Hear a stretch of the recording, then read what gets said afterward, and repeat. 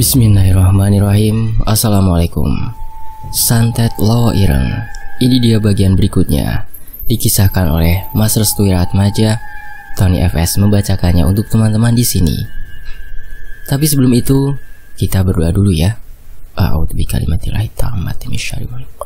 Bismillahirrahmanirrahim. Bahwa samiul alim. Allahumma sholli ala sayyidina Muhammad sallallahu alaihi wasallam. Ini dia bagian berikutnya, Santet Lawa Ireng.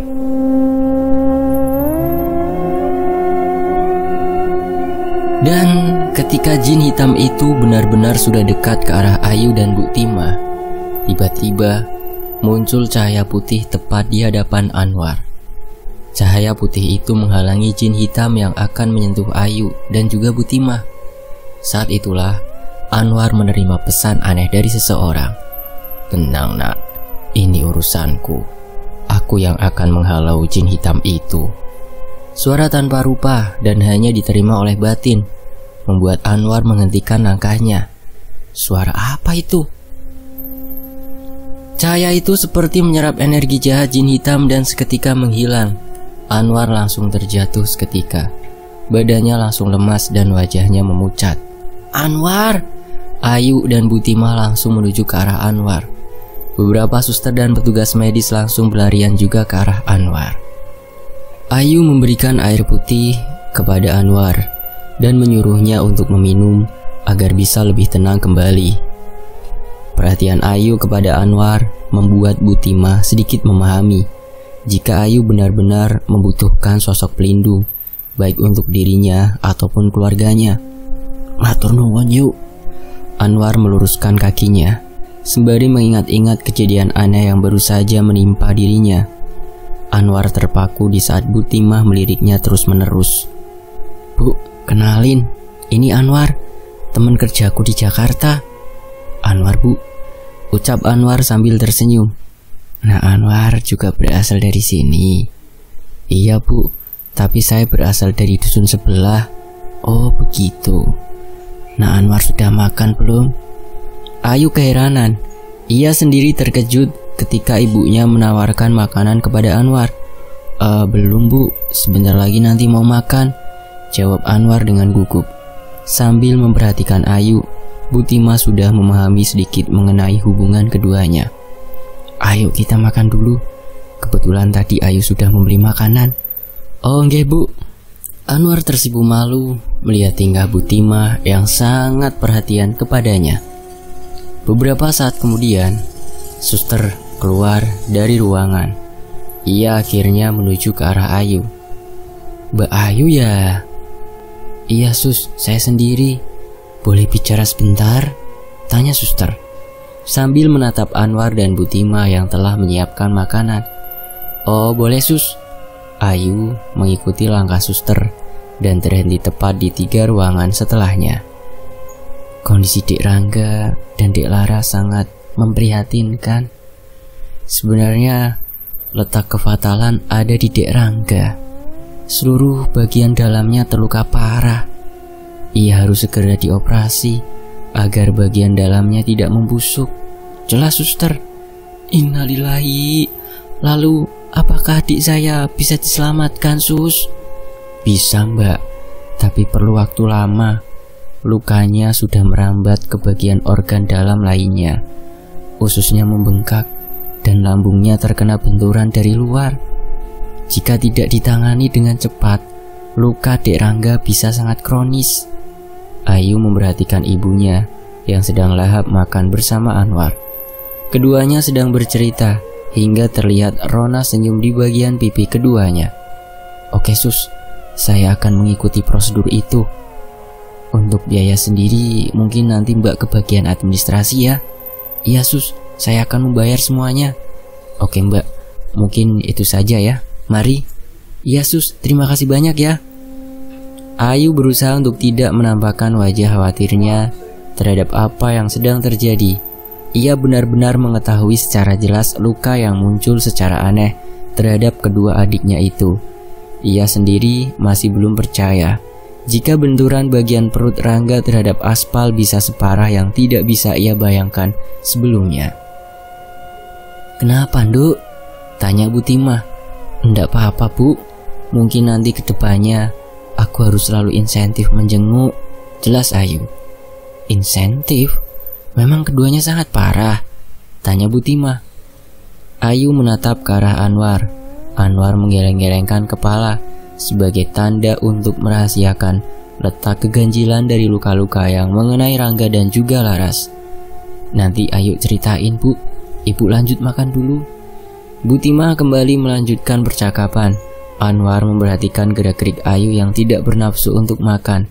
Tangannya sedikit bergetar seperti menahan rasa takut yang tidak ingin diungkapkan. Dan tangan Anwar pun meraihnya sembari meyakinkan jika semuanya akan baik-baik saja. Setelah selesai makan, Anwar meminta kepada Ayu untuk berbincang sejenak. Bu Timah ingin menjenguk Laras dan Rangga. Ayu mempersilahkan ibunya untuk masuk ke dalam ruangan. Setelah Bu Timah masuk ke dalam ruangan, Anwar langsung menyeret Ayu. "Yuk, kita harus segera bawa pindah Rangga dan Laras," ucap Anwar. "Hah? Pindah kemana?" "Kemanapun, asalkan jangan rumah sakit ini." "Gak bisa, di sini gak ada rumah sakit lagi." "Bawa ke Jakarta, semua biaya biar aku yang tanggung." "Enggak Mas, gak mungkin dengan kondisi seperti ini mereka dibawa ke Jakarta." "Tapi yuk," potong Anwar. "Tapi apa?" Ayu melihat dengan jelas kekhawatiran yang ditampakkan oleh Anwar. "Rangga dan Laras memang sudah diincar, yuk," kata Anwar. Dek. Ayu langsung menatap ke arah ruangan. Ia sendiri merasakan apa yang dirasakan oleh Anwar sebelumnya. Namun Ayu belum menyadari secara dalam. Maksud kamu?" tanya Ayu. "Aku baru saja melihat dengan jelas sosok jin hitam yang meremas sobekan pakaian milik Rangga dan beberapa helai rambut milik Laras. Jin hitam itu hendak membunuh keduanya." Menanggapi hal ini, Ayu semakin takut. Tubuhnya bergetar hebat. "Berarti selama ini jangan-jangan kedua adikku," ucap Ayu sambil menatap ke arah ruangan lagi. "Sudah disantet," jelas Ayu. Tiba-tiba Bu Timah keluar dari ruangan. "Duh, kok perut Rangga selalu keluar darah?" tanya Bu Timah. "Darah?" tanya Ayu dan Anwar.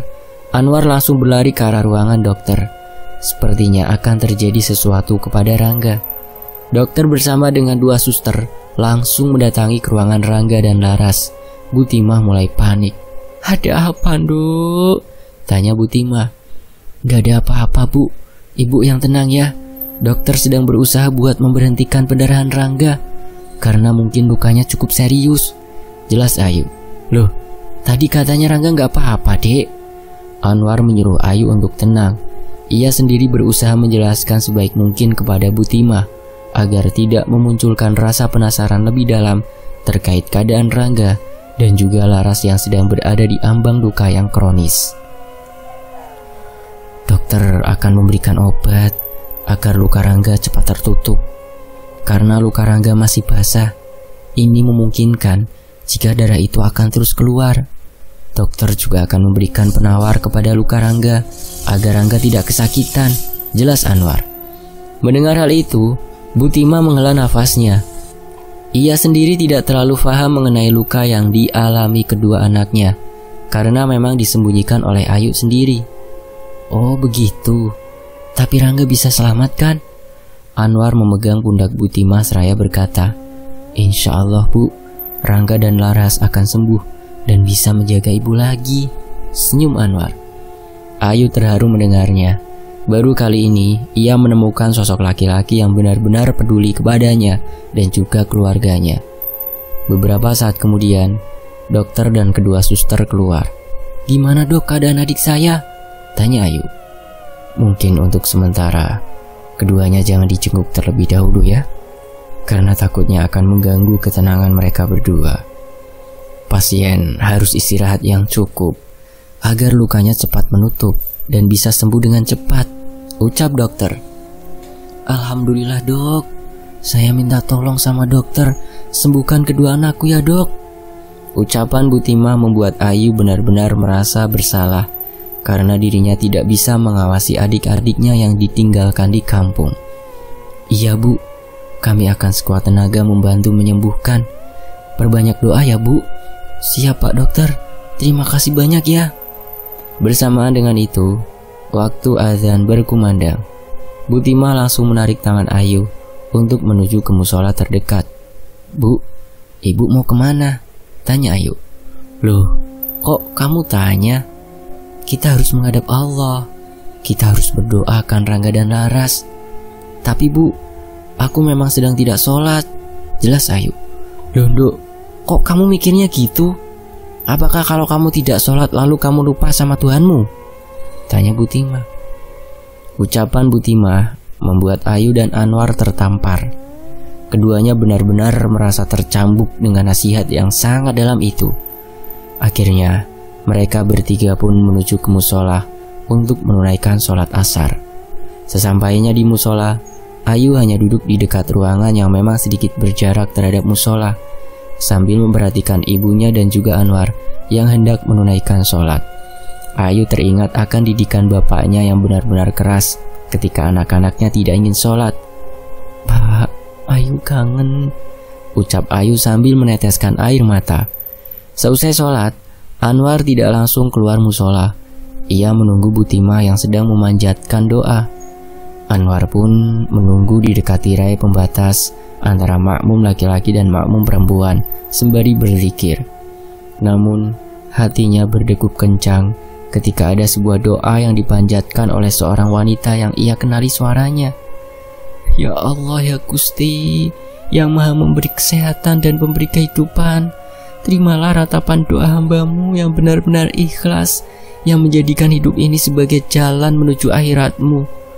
Engkau yang maha mengetahui akan sesuatu yang tidak diketahui oleh hamba-hambanya. Bukakanlah kebaikan terhadap kami semua, agar kejahatan orang-orang yang ingin menghancurkan kami benar-benar dapat tertutup. Anwar meneteskan air matanya seraya berucap, Amin ya Allah. Lalu Bu Timah kembali melanjutkan doanya.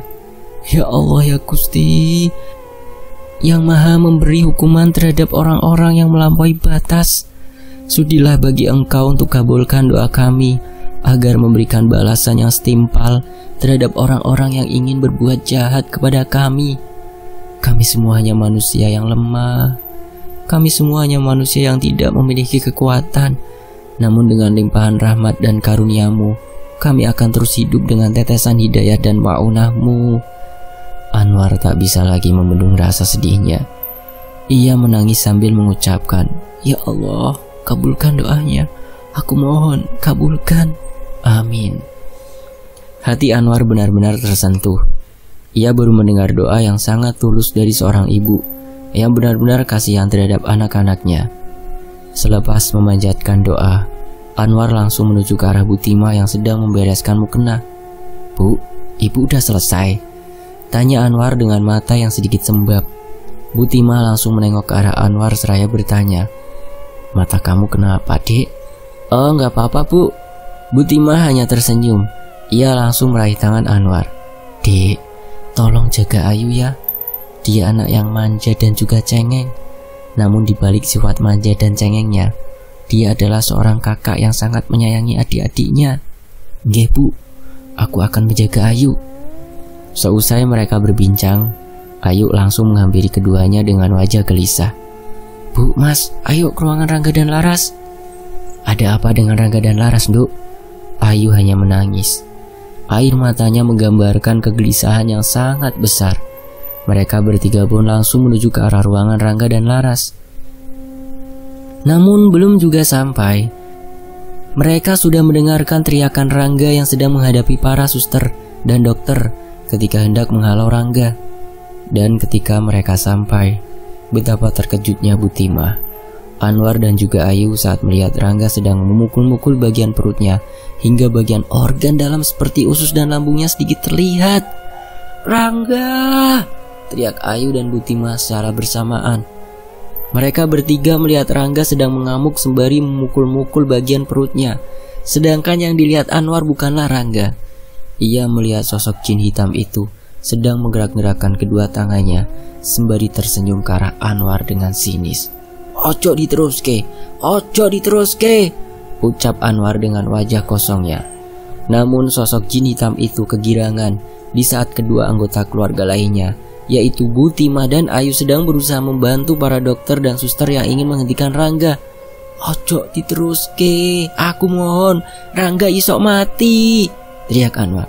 "Anwar, bantu aku, tangannya gak bisa diem." Anwar langsung tersentak mendengar teriakan Ayu. Namun tetesan demi tetesan darah dari perut Rangga keluar.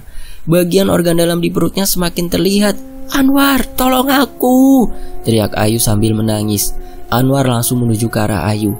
Namun jin hitam itu menghadangnya sembari berkata, "Ojo melo-melo." Anwar langsung mematung. Ia terdiam sejenak di saat jin hitam itu sudah ada di hadapannya. Dan ketika ia melihat ke arah Rangga, ternyata sosok jin hitam itu ada dua. Satu yang menggerak-gerakkan tangan Rangga, dan yang satunya lagi menghalangi Anwar. "Anwar, tolong bantu aku." "Nah, hentikan nak, pendarahan kamu makin banyak," ucap Bu Timah. Dan di saat yang sama, Anwar terjatuh pingsan bersamaan dengan tubuh Rangga yang sudah melemas. Rangga dinyatakan meninggal dunia saat itu juga. Innalillahi wa inna ilaihi raji'un.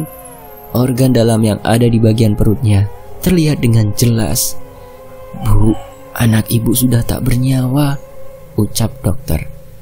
"Rangga meninggal, Dok?" tanya Bu Timah dengan wajah yang sudah penuh air mata. Ayu masih belum percaya. Ia menangis terseduh-seduh di saat kedua tangannya telah penuh dengan darah akibat memegangi tangan Rangga.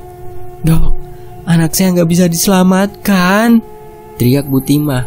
Dokter hanya menggeleng-gelengkan kepala.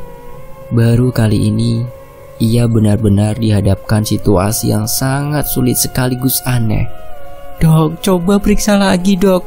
Bagian dalamnya bisa dijahit lagi kan, Dok?" tanya Bu Timah. Anak ibu sudah tidak bernafas lagi. Lukanya benar-benar sudah parah.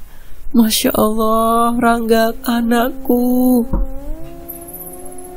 Bu Timah tersimpuh jatuh ke lantai. Ia memeluk Ayu yang sudah terlebih dahulu bersimpuh, sembari menutupi wajahnya yang sekarang telah dipenuhi oleh darah. "Rangga, Bu, Rangga, Bu." Dan tepat saat itu, Kiai Holil mendatangi lokasi. Beliau telah melihat sesuatu yang tidak mengenakan yang ada di hadapannya sekarang.